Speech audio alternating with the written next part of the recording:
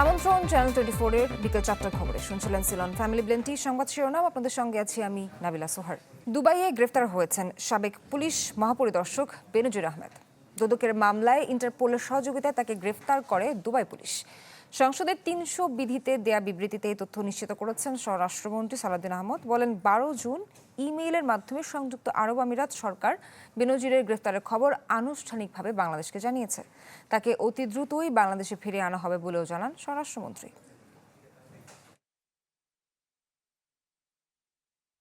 গত 12 জুন 2026 তারিখে সংযুক্ত আরব আমিরাতের স্বরাষ্ট্র মন্ত্রণালয়ের directorate general of federal criminal police, national central bureau NCB, Abu Dhabi হতে প্রেরিত একটি ইমেইলের মাধ্যমে বাংলাদেশ সরকারকে জানানো হয়েছে যে দুর্নীতি মামলায় অভিযুক্ত বেনজির আহমেদকে সংযুক্ত আরব আমিরাত পুলিশ কর্তৃক গ্রেফতার করা হয়েছে।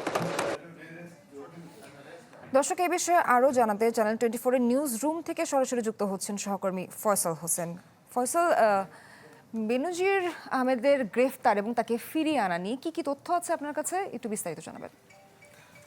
আমরা এখন পর্যন্ত যতদূর জেনেছি যে 12 তারিখে বেনজির আহমেদকে ইন্টারপোলের মাধ্যমে দুবাইতে গ্রেপ্তার করা হয়েছে। আসলে এই যে প্রক্রিয়াটি আমরা যদি বলি তাহলে আমাদের যে পুলিশ সদর দপ্তর আছে, পুলিশ সদর দপ্তরে আইজিপির আন্ডারে একটি টিম থাকে, যে টিমটি ইন্টারপোলের সাথে এই ধরনের যোগাযোগ মেনটেন করে। এবং 2025 সালে সাধারণত 2025 সালে ইন্টারপোলে কিন্তু বেনজির আহমেদের গ্রেপ্তারের রেড নোটিশ জারি হয়। তারপর থেকে কিন্তু তাকে আসলে ইন্টারপোল যেরকম খুঁজছে, বাংলাদেশেও তার নামে অনেক মামলা রয়েছে, দুর্নীতির অভিযোগ রয়েছে।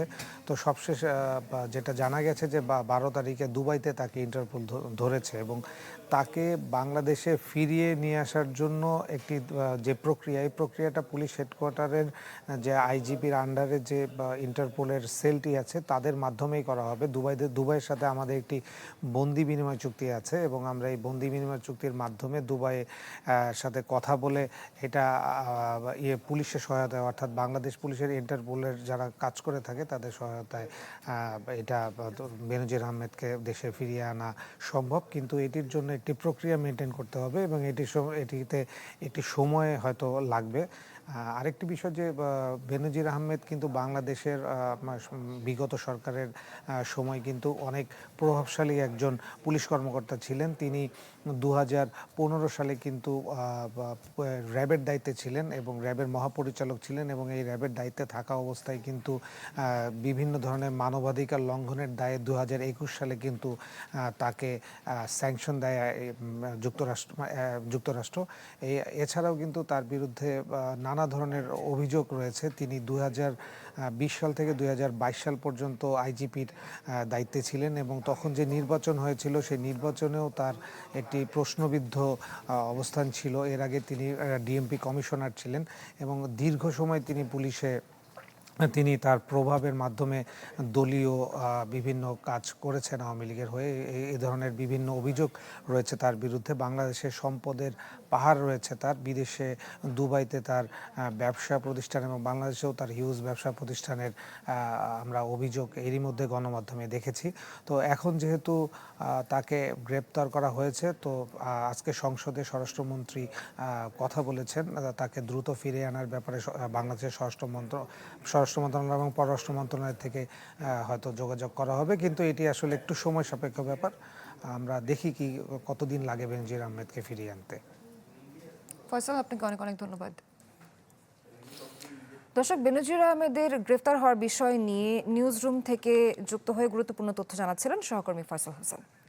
চুয়াডাঙ্গার দর্শনা সীমান্তে 11 জন নারী পুরুষকে পুশিনের চেষ্টা বিজিবির বাধায় প্রতিহত হয়েছে। পরে তাদের ফিরিয়ে নিয়ে ভারত সীমান্তের কাছাকাছি রেখেছে বিএসএফ।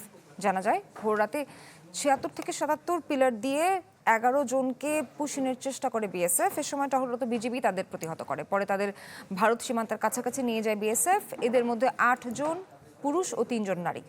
একই সীমান্তের 76 নম্বর পিলারের কাছ থেকে ধরে নেওয়া বাংলাদেশি যুবককেও এখনও ফেরত দেয়নি বিএসএফ। অন্যদিকে কুড়িগ্রাম সীমান্তের 2টি পয়েন্ট দিয়ে 9 জনকে বাংলাদেশে ঠেলে পাঠানোর চেষ্টা প্রতিহত করেছে বিজিবি।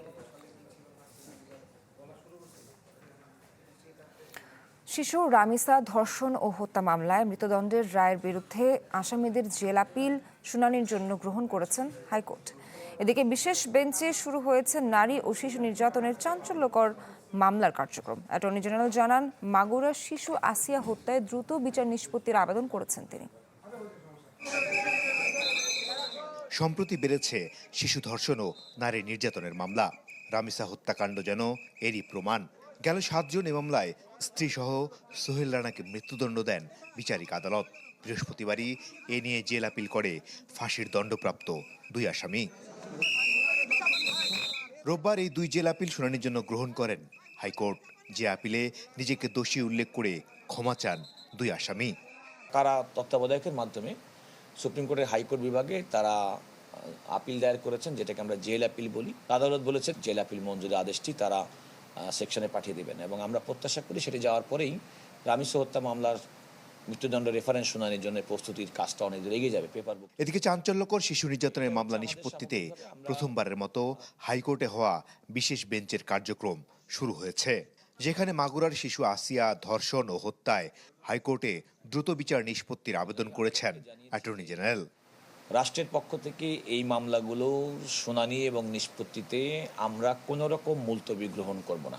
আমি আদালতকে বলেছি যে এই মামলাটি এবং এই ঘটনাটি বাংলাদেশের মানুষকে এত বেশি নাড়া দিয়েছিল, মানুষ প্রত্যাশা করে দ্রুততার সঙ্গে এই মামলাগুলোর আপিল নিষ্পত্তি হোক। সম্প্রতি এক গবেষণায় দেখা গেছে বিচার প্রক্রিয়ার দীর্ঘসূত্রতা, দুর্বল প্রমাণ, সাক্ষীর অনুপস্থিতি ও কাঠামোগত সীমাবদ্ধতার কারণে নারী ও শিশু নির্যাতনের মামলায় সাজার হার মাত্র 3%। এর বিপরীতে প্রায় 70% মামলায় আসামিরা খালাস পেয়ে যান। মাসুদুর রহমান, চ্যানেল 24, ঢাকা।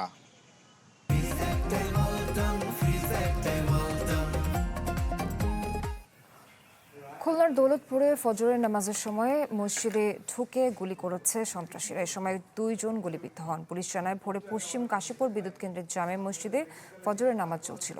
এ সময় সেখানে অস্ত্র নিয়ে ঢোকে কয়েকজন।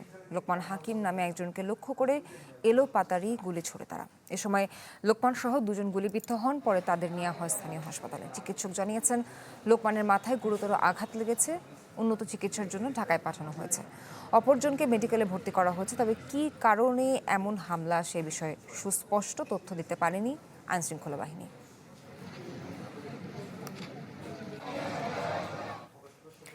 এদিকে চট্টগ্রামের আনোয়ারায় নিজ বাড়িতে নৃশংসভাবে খুন হয়েছেন মামি।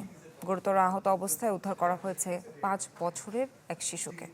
গতরাত 11:30টার দিকে পরইকাড়া ইউনিয়নের 6 নম্বর ওয়ার্ডের চেনামতি বড়ুয়া পাড়ায় এ ঘটনা ঘটে।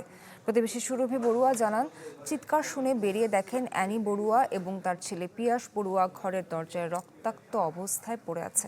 মেয়ে প্রিয়ন্তী বড়ুয়া ছিল ঘরের ভেতর। নিহত অ্যানি বড়ুয়ার স্বামী সুজন বড়ুয়ার অভিযোগ, এক প্রতিবেশীর সাথে তার আর্থিক লেনদেন ছিল। এর জেরে এ ঘটনা ঘটে থাকতে পারে। ঘটনার কারণ উদ্ঘাটন ও জড়িতদের ধরতে চেষ্টা চলছে বলে জানান আনোয়ারা থানার ওসি জুনাদ চৌধুরী।